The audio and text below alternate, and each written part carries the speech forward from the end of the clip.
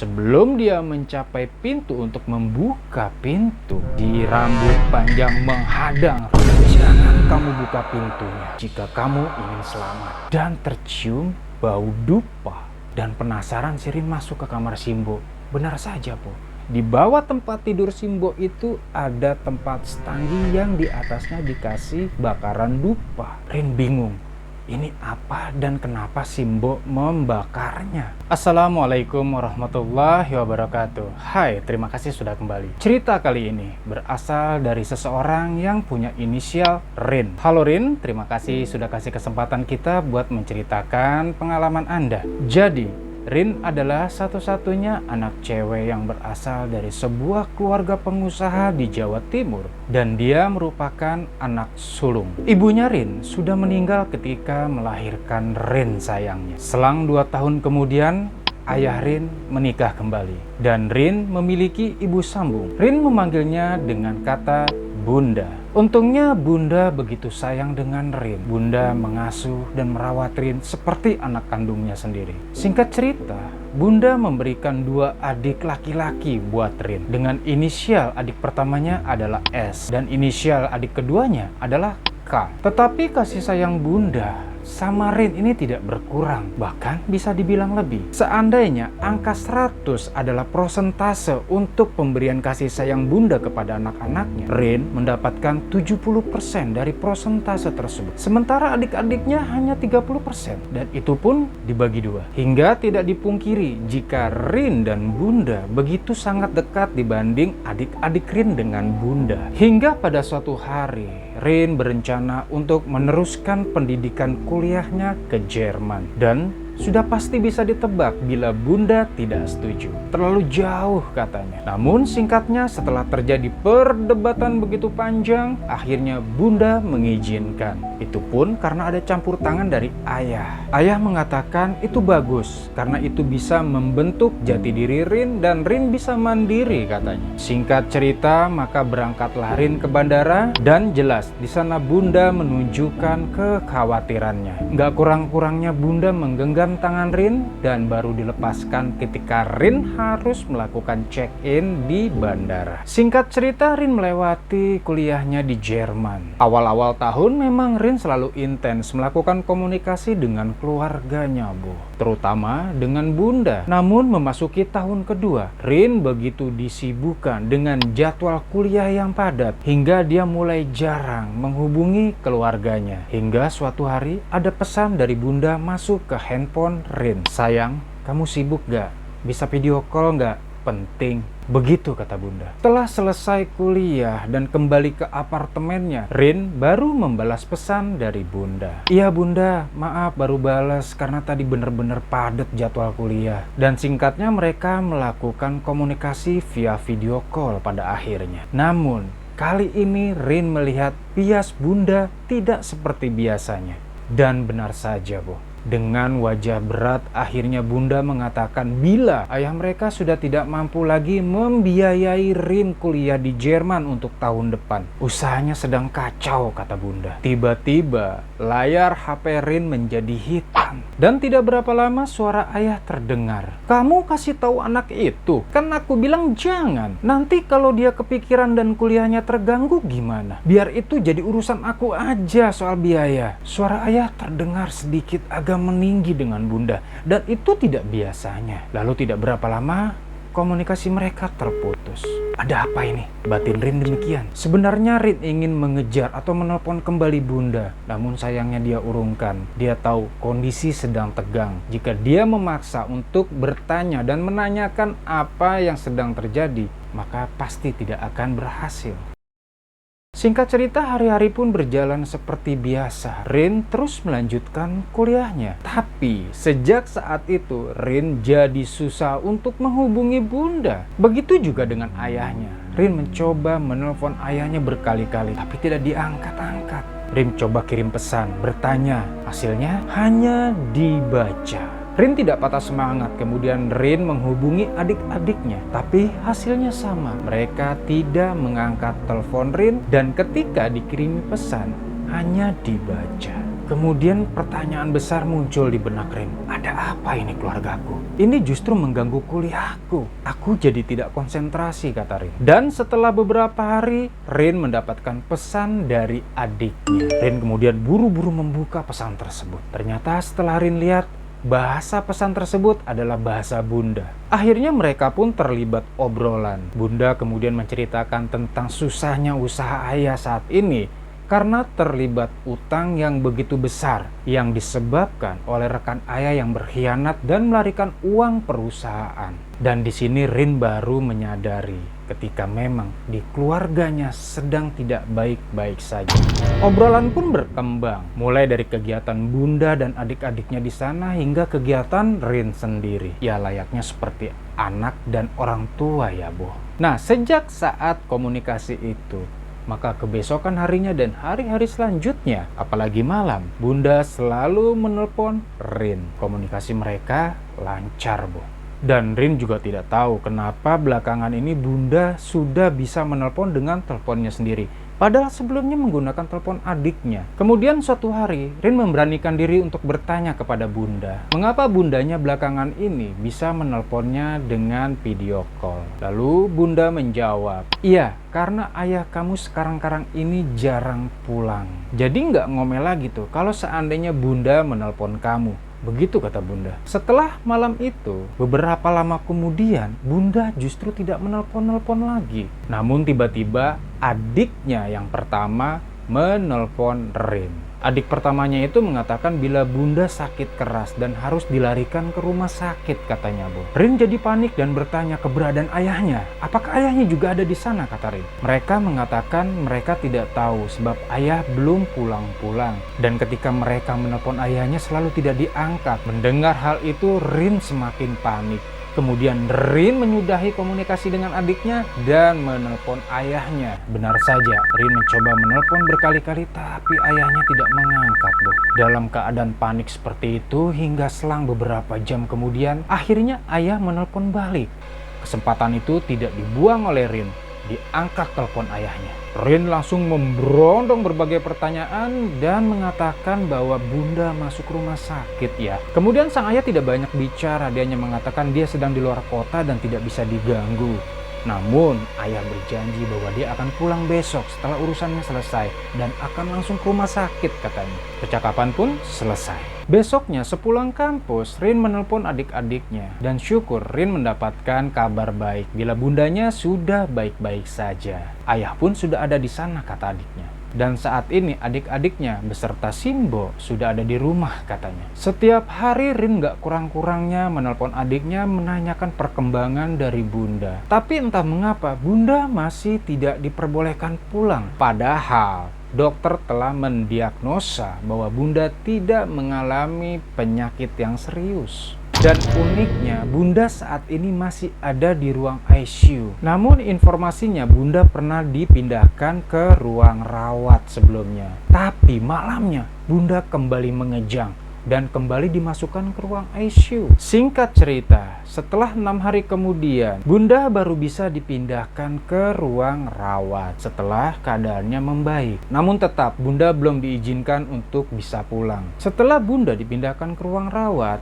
Bunda meminta adiknya Rin untuk menelpon Rin. Maka terjadilah percakapan rindu keduanya. Kemudian besoknya adik Rin yang pertama ini mengabarkan kembali Rin bila Bunda tidak sadarkan diri kembali. Dan akhirnya Bunda harus dimasukkan ke ruang ICU lagi. Tapi adiknya Rin yang pertama ini bilang kalau Simbo itu melihat Bunda itu turun dari kasur kemudian minum. Kebetulan memang Simbo dan adik-adiknya Rin itu sedang menginap di rumah sakit untuk menunggu Bunda. Dan di sini Mbok mengatakan kepada Bunda untuk menyuruhnya jika Bunda memerlukan sesuatu, walaupun memang saat itu terlihat bahwa Mbok sedang tidur di sofa kamar rawat itu. Kemudian Mbok menanyakan kondisi Bunda dan Bunda mengatakan bila badannya terasa panas seperti terbakar dan seperti ditusuk ribuan jarum, katanya, Bu. Beberapa hari kemudian, ayah Rin menelpon Rin dan mengabarkan bila dia harus keluar kota kembali dalam waktu yang sedikit agak lama. Dan mengatakan bila usahanya kini sudah sedikit agak membaik. Beberapa hutang besarnya sudah terbayarkan. Hanya tinggal beberapa vendor saja yang belum selesai. Begitu informasi ayah Rin. Rin merasa bersyukur dan lega. Dan jujur saja, Rin menjadi begitu terpecah konsentrasinya.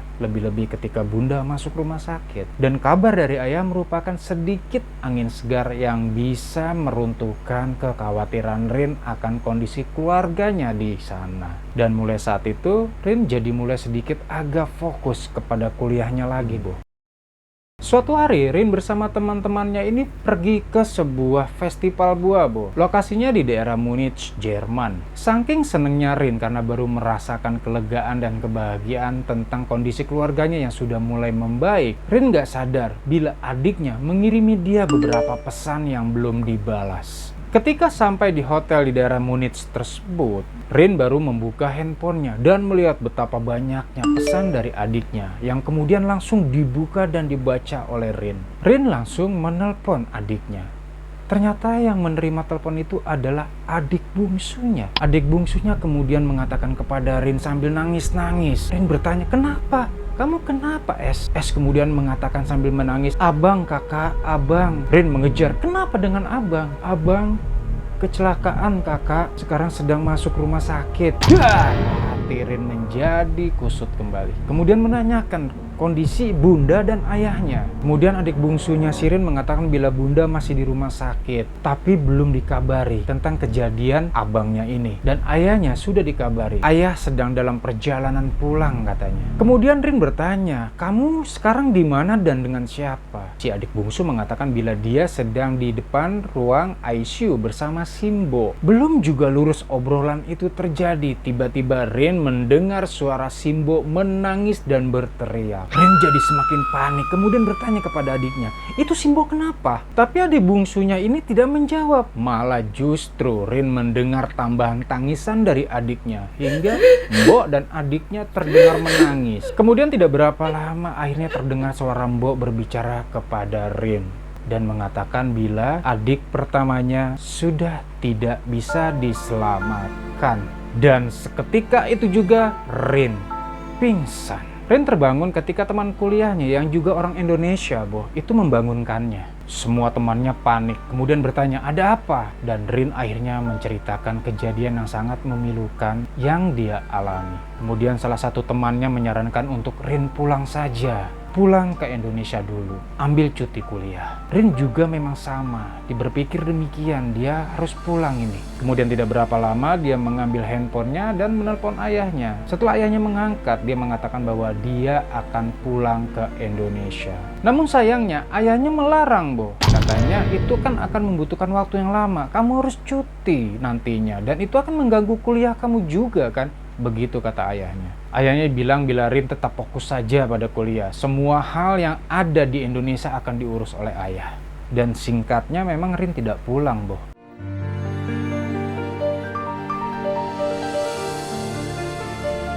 Padahal setiap hari adik bungsunya ini selalu menanyakan, "Kapan kakak pulang? Aku kesepian, Kak. Abang udah nggak ada." Dan Rin mengatakan bila dia tidak bisa pulang dulu, dia harus mengejar kuliah. Lebih-lebih bulan depan ini akan ujian akhir. Nanti setelah kondusif dek, baru kakak pulang ya. Si bungsu ngambek. Kemudian mengatakan, kakak dari kemarin-kemarin mengatakan itu terus, akan pulang, tapi nggak pulang-pulang. Aku marah sama kakak. Begitu kata adiknya, Dan sejak saat itu, adik bungsunya memang sudah tidak nelpon lagi, Mungkin marah kali ya. Hingga suatu hari, Rin menelpon Simbo dan mengatakan untuk memberikan teleponnya kepada adiknya. Namun Mbok mengatakan, "Dede nggak mau ngangkat," katanya Mbak. Masih marah katanya itu. Singkat cerita, ujian semester berakhir nih, Dengan antusias, Rin akhirnya mencoba telepon adiknya.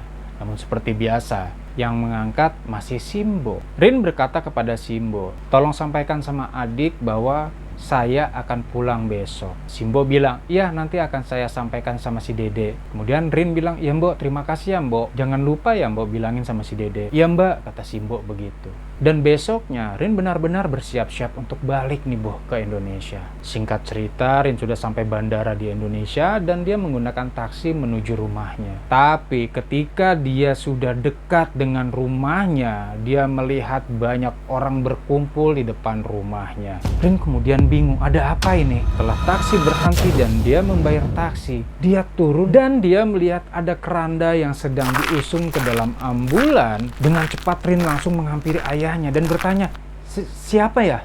Bukannya menjawab pertanyaan Rin, justru ayah mengatakan, kenapa kamu pulang? Kenapa kamu ada di sini? Kenapa kamu nggak bilang? Dan serentet pertanyaan. Kemudian Rin dengan keras mengatakan, ini siapa? Bunda. Tapi lagi ayahnya tidak menjawab. Kemudian terus mengikuti keranda itu dan mengajak Rin ceritanya nih Boh untuk menuju keranda tersebut. Setelah sampai ambulan, maka si ayah meminta kepada petugas untuk membuka penutup dari kain yang ada di keranda tersebut. Setelah melihat siapakah yang ada di keranda tersebut, Rin langsung berteriak histeris, Dede. Rin pun pingsan Boh. Aku kesepian kak, abang udah gak ada. Kakak dari kemarin-kemarin mengatakan itu terus, akan pulang, tapi nggak pulang-pulang.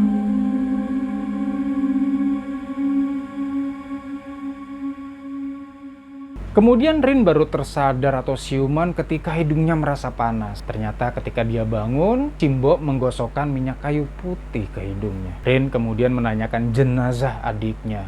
Simbo bilang bahwa semuanya sudah beres.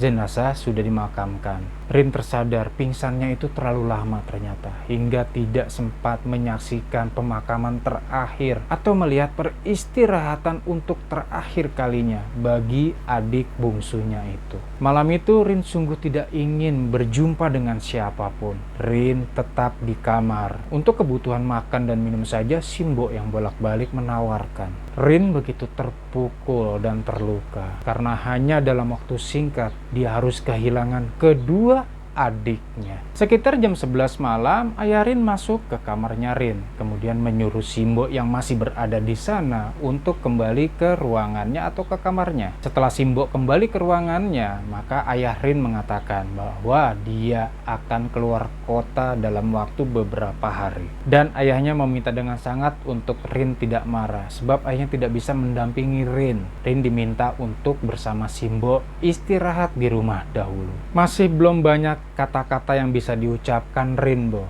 Rin hanya mengatakan, iya. Kemudian ayahnya meninggalkan kamar Rin, dan Rin mencoba untuk memejamkan matanya kembali tidur. Sekitar jam 1 malam menurut Rin, dia mendengar suara lamat-lamat. Kakak, tolong aku. Kakak, tolong aku. Suara itu sepertinya berasal dari dapur, Bo. Dan Rin kaget, itu suara adik bungsunya. Rin kemudian memberanikan diri untuk keluar kamar dan menengok ke dapur. Suara itu terdengar kembali. Kak, kakak, tolong aku. Kemudian secara spontan, Rin memanggil Simbo.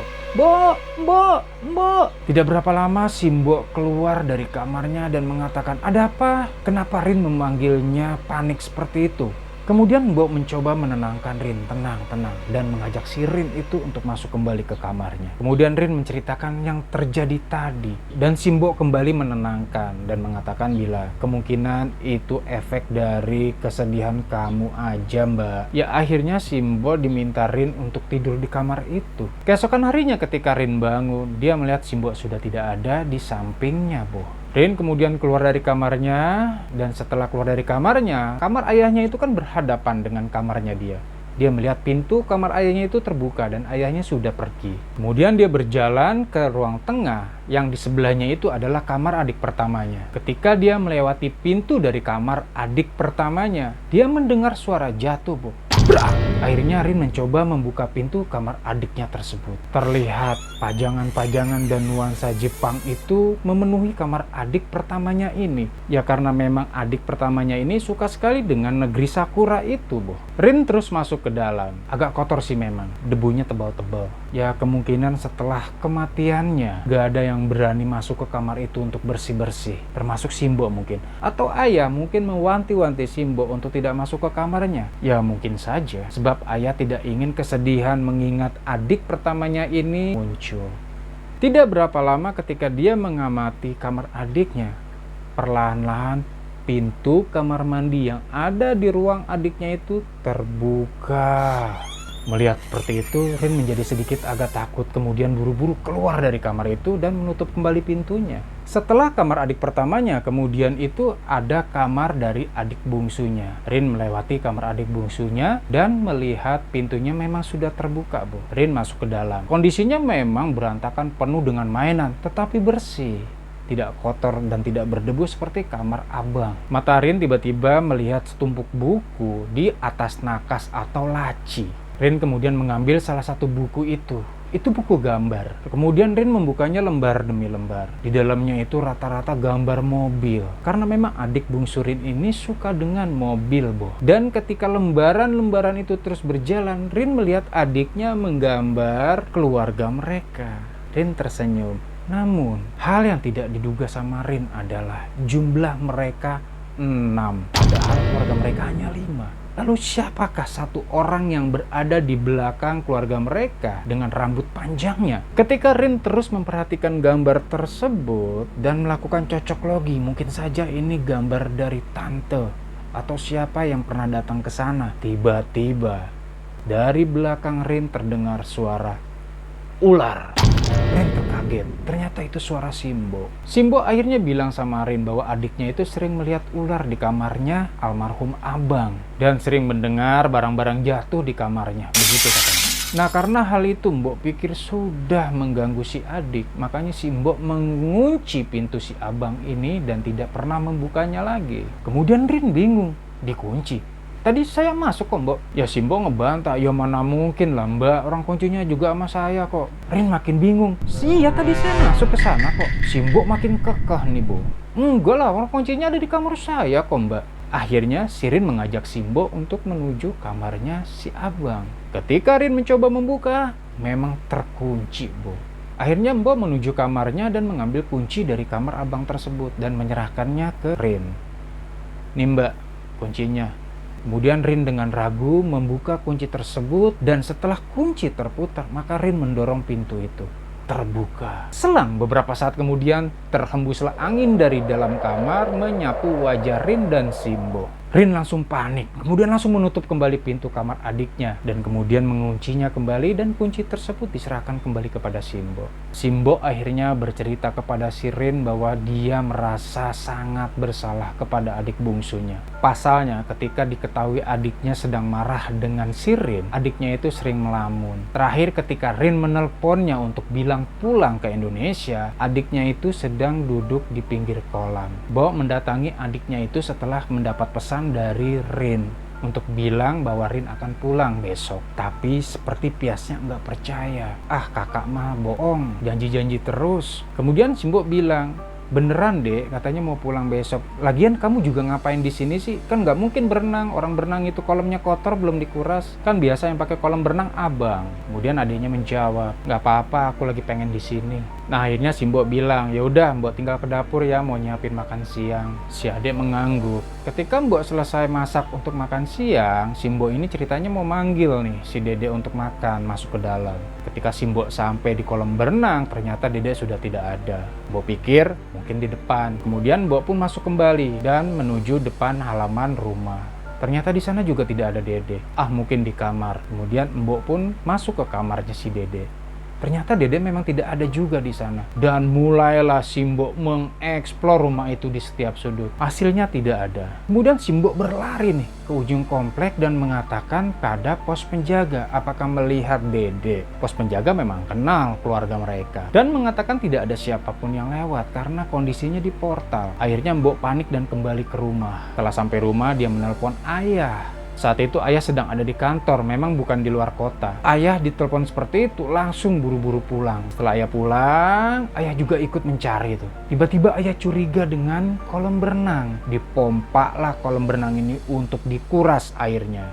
Dan benar saja, Boh. Di sana tercelentang Dede di dasar kolam. Ayah mencoba melakukan CPR, tapi sayangnya memang tubuh Dede sudah kaku, sudah tidak bisa diselamatkan.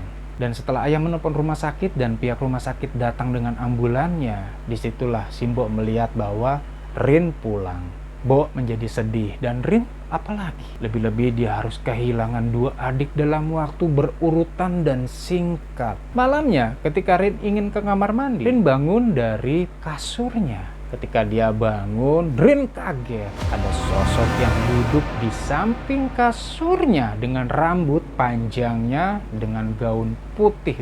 Rin mundur. Sosok yang sama dengan yang digambar oleh adiknya. Seketika itu juga Rin langsung berteriak, "Simbo!" Simbo langsung menuju kamar Rin dan membuka pintu kamar Rin. Ketika itu juga makhluk itu hilang, Bo. Dan Rin langsung melompat ke arah pintu di mana Simbo berdiri. Kemudian Rin memeluk Simbo. Kemudian Simbo mengajak Rin untuk ke ruang tengah dan menenangkan Rin, memberinya minum. Rin akhirnya bercerita tentang apa yang baru ditemuinya. Simbo akhirnya bilang kalau dia juga sudah sering ditampakkan oleh makhluk tersebut. Dan itu bukan hanya 1 kali. Namun Simbo bilang kepada makhluk tersebut bahwa mereka beda alam. Jadi jangan ganggu. Ya mungkin Rin shock ya, Bo.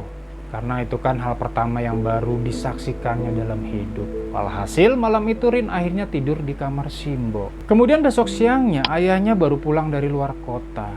Ayahnya mengajak Rin sore nanti itu ke rumah sakit menjenguk Bunda. Dan Rin baru teringat, oh iya, selama dia pulang ke Indonesia ini kan belum jenguk Bunda. Kemudian ketika menjelang sore, Rin berdandan begitu cantik untuk bertemu dengan Bunda. Maka berangkatlah mereka ke rumah sakit. Setelah sampai rumah sakit, Rin langsung masuk ke ruang ICU, Bo. Ayah mengatakan bila ayah menunggu di luar. Lagi pula tidak boleh banyak-banyak masuk ke ruang ICU. Akhirnya Rin berjalan ke sisi tempat tidur ruang ICU dari Bunda. Rin mengelus-ngelus tangan Bunda. Kemudian Rin berkata, "Bunda, ini Rin. Rin udah pulang. Bunda bangun dong, Rin kangen." Tiba-tiba, Bo, EKG di ruang ICU berdetak. Tit, tit. Ternyata Bunda merespon. Dengan senangnya Rin langsung memanggil ayahnya. Ayah, Bunda respon aku ngomong. Ayahnya kemudian masuk ke dalam, tapi melihat Bundanya masih dalam kondisi yang sama. Lalu ia bertanya sama Rin, "Mana? Tadi ketika aku ada di sini dan mengatakan kalau aku kangen Bunda, EKG-nya merespon." Nih, aku tunjukin lagi ya. Kemudian Rin melakukan hal yang sama. Tapi EKG itu tidak muncul dan tidak bergerak lagi, Bo. Sama datar dengan ritme yang lemah. Rin tidak patah semangat, dia coba melakukan kembali nih, Bo. Tapi hasilnya ya nihil. Bunda tidak merespon. Kemudian ayah bilang, "Ya sudah, kita pulang aja yuk." Setelah sampai rumah, Rin akhirnya bercerita kepada Simbo bahwa Bunda merespon pertanyaan Rin katanya. Dan Simbo mengatakan bila itu tandanya Bunda mendengar Mbak, begitu katanya. Malam itu Rin coba tidur cepat, sekitar jam 10, Bo. Tapi perasaan Rin, dia belum tidur lama gitu. Tiba-tiba dia termimpi. Dia bermimpi mendengar suara gamelan lamat-lamat pelan. Kemudian dia penasaran untuk mencari asal suara tersebut. Dilewati beberapa lorong. Setelah lewat lorong, muncullah hamparan dan di sana ada sebuah pagelaran serta seorang sinden. Seorang sinden yang menggunakan pakaian zaman dulu, Bo. Pakaian kuno, menari dengan sangat indahnya. Pelan-pelan wanita itu menari kemudian memanggil Rin. "Rin, sini."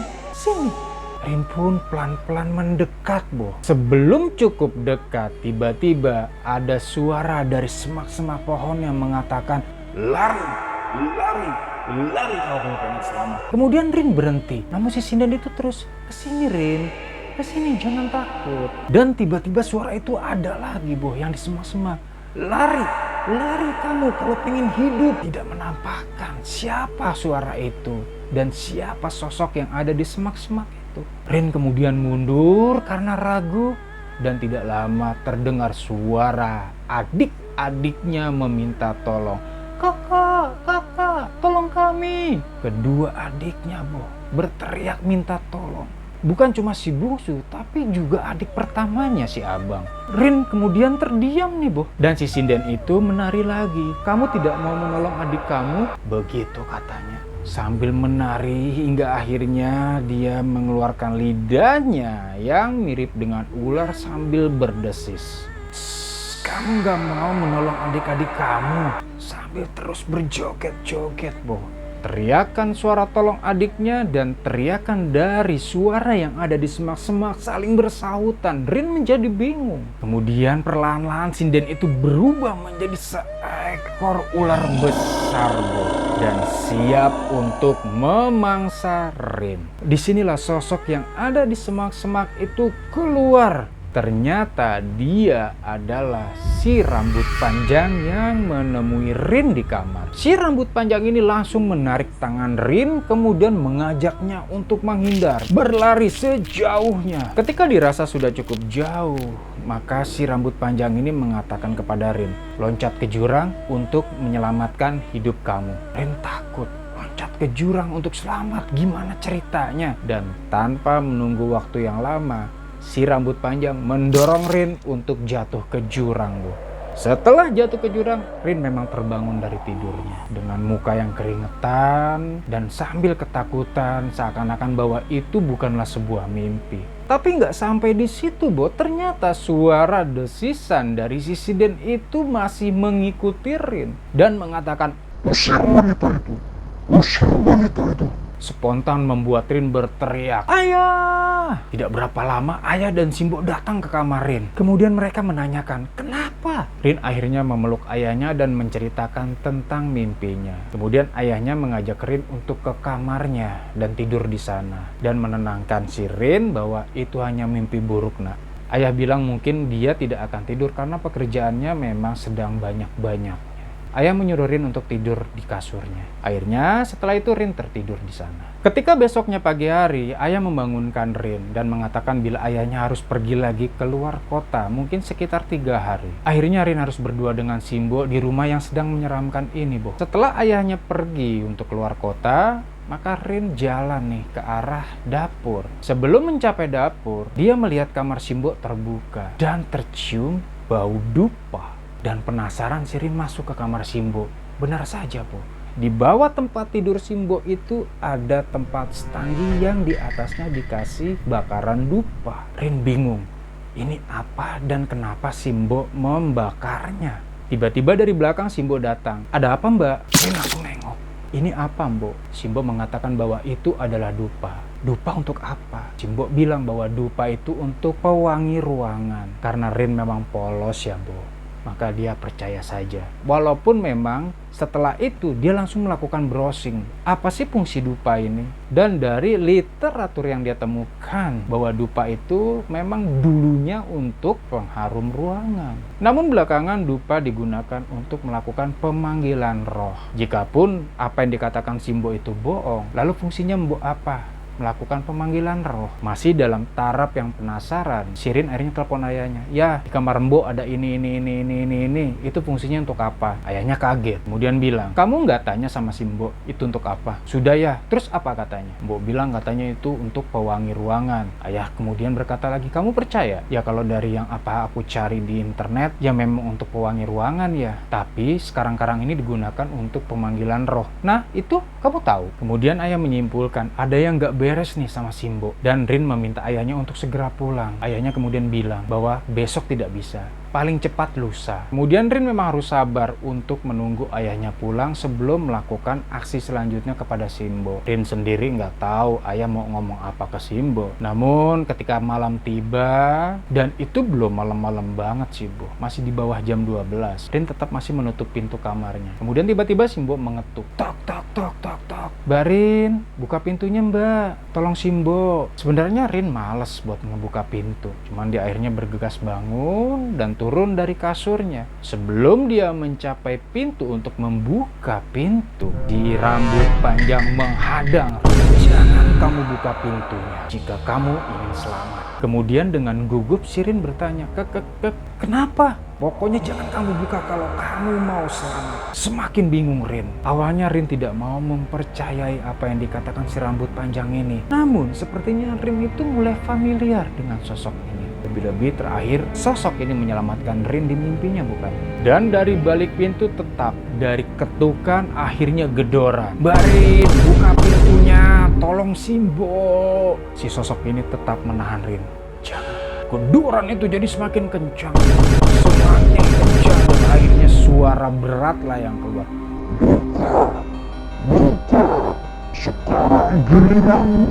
Rin semakin ketakutan dan akhirnya dia mundur dan kemudian dia berteriak sekencang-kencangnya, "Pergi! Jangan ganggu aku!" Itu yang dikatakan Rin. Suara itu akhirnya terdiam, men. Dan beberapa lama suasana menjadi hening. Di rambut panjang tersenyum, kemudian menghilang begitu saja. Kemudian Rin mencoba untuk berlindung di dalam selimut. Dia coba untuk memejamkan matanya, Bo. Ketika sudah jam 5, Rin terbangun oleh alarm handphonenya. Akhirnya Rin bangun dan menganggap bahwa semua akan aman-aman saja sebab sudah azan subuh. Rin keluar kamar dan hendak menuju dapur untuk mengambil sarapannya. Karena memang biasanya Simbo ini kan sudah masak. Ketika Rin ke dapur dan melewati kamar Simbo, betapa kagetnya Rin melihat pintu kamar Simbo terbuka. Tidak seperti biasanya, Bu. Rin kemudian menengok dan terlihat di sana Simbo sudah terbujur kaku di kasurnya dengan kondisi tangan seperti hendak melepaskan cengkraman. Rin langsung berteriak. Seketika itu juga tetangga mendengar teriakan Rin datang ke rumahnya Rin. Dan Rin langsung menelpon ayahnya. Apa yang sedang terjadi saat itu? Sang ayah jelas tidak percaya dan kaget pastinya. Singkat cerita, besoknya ayahnya langsung pulang. Padahal dia perlu beberapa hari lagi untuk pekerjaannya. Dan akhirnya juga diputuskan bahwa Simbo dikembalikan ke keluarganya yang ada di Jogja.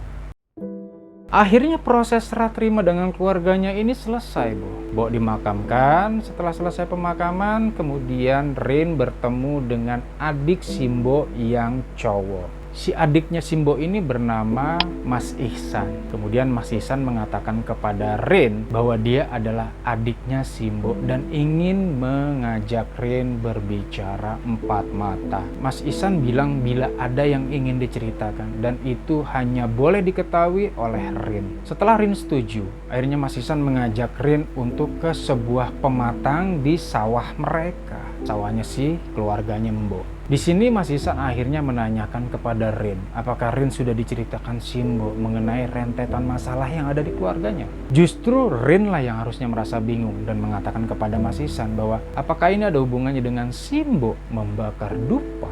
Dan terjawablah semua teka-teki yang tersimpan selama ini. Apakah penjelasan dari adiknya Simbo yang bernama Mas Ihsan ini? Jangan kemana-mana, Bu, terus ikuti. Adik Simbo akhirnya bilang bahwa Simbo itu pernah bilang sama dirinya kalau semua ini bakal terjadi dan mengatakan bahwa Simbo bakal jadi korbannya walaupun bukan targetnya. Rin makin bingung, jadi korbannya bukan targetnya, apa maksudnya? Keluarga Simbo ini sebenarnya sudah memaksa Simbo untuk pulang segera ke kampung. Tapi karena cintanya Simbo sama keluarga Rin, termasuk Rin dan adik-adiknya, serta bunda, maka Mbok mengukuhkan untuk tetap bertahan di rumah itu. Ternyata Mbok mengatakan ini setelah kematian dari adik pertamanya Rin yang kecelakaan itu. Setelah pemakaman adik pertamanya itu, malamnya Simbo tidak sengaja melewati kamar ayah. Tapi lamat-lamat terdengar ayah sedang berbicara dengan seorang perempuan. Si perempuan itu seperti menagih janji tumbal pengganti dengan suara yang sesekali diiringi dengan desisan. Ternyata ayah Rin melakukan pasugihan tumbal pengganti. Dan yang menjadi targetnya adalah bunda. Tapi ketika bunda selamat dari targetnya, maka si wanita itu marah dan meminta tumbal pengganti bukan hanya satu, melainkan 3. Adik-adik Rin dan Rin. Dan karena hal itulah maka Simbo bertekad untuk tetap bertahan di sana, Bo. Dengan sekuat tenaga dan dengan nyawa terakhirnya walaupun. Begitu kata Simbo. Sebenarnya membakar dupa itu adalah anjuran dari keluarga. Keluarga menyuruh Simbo membakar dupa untuk mengalihkan perhatian makhluk itu atau makhluk suruhannya. Sebab dupa adalah wewangian yang dimakan oleh mereka. Atau bisa jadi itu makanan mereka lah bahasanya. Simbo juga sebenarnya sudah sadar bila adik bungsunya adalah target selanjutnya, mengingat Rin tidak ada di rumah itu. Dan sejak saat itu Simbo selalu berdoa agar Rin tidak kembali ke Indonesia ataupun kembali ke rumah. Namun harapan Bo ternyata sia-sia, sebab dia melihat Rin datang atau kembali ketika kejadian di hari adik bungsunya tenggelam. Sebenarnya pada saat itu ketika pertama kali ngelihat Rin pulang, Simbo udah mau ngomong. Hanya saja diurungkan oleh Simbo mengingat dia tahu betapa rindunya Rin dengan keluarganya. Makanya diurungkan. Simbo berusaha mencari waktu yang terbaik yang kemudian baru disampaikan kepada Rin. Sebenarnya Simbo juga mendengar bila Bo menjadi pengganti tumbal tersebut yang ditawarkan ayah. Tetapi makhluk itu tidak terima. Sebab pengganti tumbal adalah darah daging dari ayah. Mendengar penjelasan dari Mas Ihsan panjang lebar, Rin menjadi sangat bersalah pada Simbo. Rin udah nuduh Bo yang macem-macem. Rin menjadi marah pada dirinya sendiri, menjadi takut, menjadi sedih, dan berbagai macam perasaan berkecamuk di hatinya, Bo. Ini semua karena ayah. Begitu tegasnya. Kemudian Rin bertekad bahwa dia akan menyelesaikan semua ini. Dan Rin mengatakan kepada Mas Ihsan untuk tidak bilang-bilang bila dia saat itu juga pulang ke rumah. Jadi rencana Rin itu akan kembali ke Jerman, tetapi dia akan pulang dulu ke rumah mengambil perlengkapan dan kemudian ke rumah sakit menemui Bunda. Akhirnya dijalankanlah rencana Rin. Dia pulang dulu ke rumah dengan segudang keberanian, kemudian menyiapkan perlengkapannya. Lalu pergi ke rumah sakit untuk menemui Bunda. Ketika Rin masuk ke dalam ruangan Bunda, Rin menangis jadi-jadinya dengan memeluk Bunda, lalu mengatakan rencananya untuk pergi ke Jerman. Tiba-tiba tangan Bunda membalas peluk Rin. Rin terkaget. Bunda akhirnya membuka matanya lalu tersenyum. Akhirnya di sini baru diketahui bila Bunda itu berpura-pura tidak bisa bangun. Semuanya ini hanya sebuah kamuflase yang harus dia mainkan ketika tahu bahwa dirinya ditumbalkan oleh sang ayah. Bunda juga tahu apa yang terjadi dengan seluruh keluarganya termasuk adik-adik Rin. Dan informasi dari Rin lah Simbo menjadi korban. Semua yang terjadi di keluarga itu secara tidak sengaja disampaikan oleh supir ayah. Supir ayah selalu memberikan update kepada Bunda, walaupun supir ayah tidak tahu kalau Bunda ini sebenarnya sadar. Mungkin karena supir ayah ingin balas budi kepada Bunda, mengingat Bunda dulu pernah memberikan jasa yang membuat supir ayah itu terlepas dari masalah. Dan tanpa banyak permintaan lagi, sang Bunda menyuruh Rin secepatnya meninggalkan Indonesia menuju Jerman. Berat memang Rin harus pergi meninggalkan Bunda dalam kondisi seperti ini. Namun seperti si malakama, akhirnya Rin berangkat ke bandara dan meneruskan niatnya untuk ke Jerman. Sebenarnya sebelum dia melakukan flight menuju Jerman, handphonenya selalu berbunyi. Ayah menelpon berkali-kali, hingga mengirimi dia pesan juga berkali-kali. Begitu marahnya Rin hingga tidak mau menjawab maupun membaca dari pesan yang dikirim ayah. Singkat cerita tibalah Rin ini di Jerman. Ketika baru turun dari bandara, handphonenya kemudian baru dinyalakan kembali. Ayah menelponnya kembali. Karena Rin tidak tega, akhirnya Rin mengangkat telepon tersebut. Betapa kagetnya Rin ketika suara yang di sana mengatakan bahwa itu adalah pihak polisi yang menggunakan telepon ayah untuk mengabarkan ayah mengalami kecelakaan tunggal di dalam tol hingga menyebabkan ayah tidak tertolong karena mobilnya hancur menabrak pembatas tol. Dan hancur hati Rin. Rin tidak mampu berkata-kata lagi. Yang dia ingat hanya gelap. Rin pingsan. Rin akhirnya terbangun dan tersadar bila dia berada di layanan rawat bandara, Bu. Seketika itu juga dia meminta perawat untuk menelpon teman-temannya. Setelah Rin memberikan nomor telepon teman-temannya, tidak berapa lama teman-temannya pun datang ke layanan rawat bandara tersebut. Setelah temannya ini datang, maka tumpahlah semua kesedihan Rin kepada mereka. Dan kesedihan Rin juga menular kepada kedua temannya yang datang itu, Bo. Begitu sangat berempati kepada nasib temannya ini. Hingga akhirnya mereka harus bersiap pulang ke apartemen. Sebelum mereka naik taksi menuju apartemen, tiba-tiba telepon Rin kembali berbunyi. Tapi kali ini dari rumah sakit tempat Bunda dirawat. Dengan segera Rin mengangkat telepon tersebut dan pihak rumah sakit mengabarkan bila tiba-tiba Bunda kejang kembali dan dokter serta seluruh perawat sudah melakukan semua tindakan yang terbaik dan berupaya maksimal. Namun hasilnya Bunda tidak tertolong. Seketika itu juga nyawa Rin seperti terlepas dari raganya. Semuanya kembali menjadi gelap dan akhirnya Rin pingsan lagi untuk yang kedua kalinya.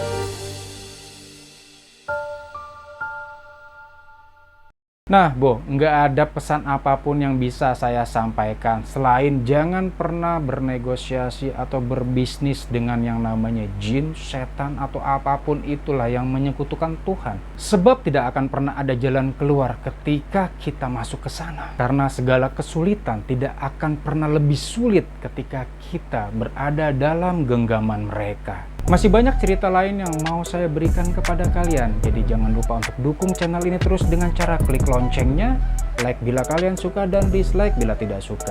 Share untuk berbagi manfaat dari video ini. Wassalamualaikum warahmatullahi wabarakatuh. Bye-bye.